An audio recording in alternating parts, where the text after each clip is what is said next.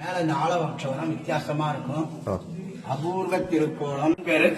எல்லா கோவிலும் தட்சிணாமூர்த்தி கால் மேல போட்டிருக்காரு. இந்த காலை மடிச்சிட்டு இருக்காரு பாருங்க.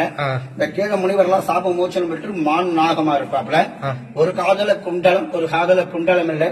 இந்த கையில ருத்ராட்ச மாலை, அக்னி ஜுவாலை, மேல ஆலவட்ச மரம் வித்தியாசமா இருக்கும்.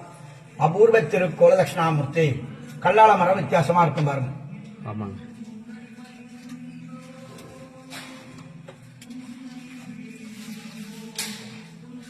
இது இங்க சிறப்பா இருக்கும். இது எத்தனை ஸ்தலம்? இது குரு பரிகார ஸ்தலத்துல மூன்றாவது இடம். தீண்டா திருமேனில சிவபெருமான்ல 12வது ஸ்தலம். ஞானசம்பந்தர் பாடி திருத்தலம். பார்த்துக்கு மக்களே, இதுதான் நாங்கள் இன்னைக்கு வேலைக்கிழமை தக்கோல வந்தோம். அப்படியே குரு பகவானை தரிசனம் பண்ணோம். இது தட்சிணாமூர்த்தியின் 3வது ஸ்தலம்.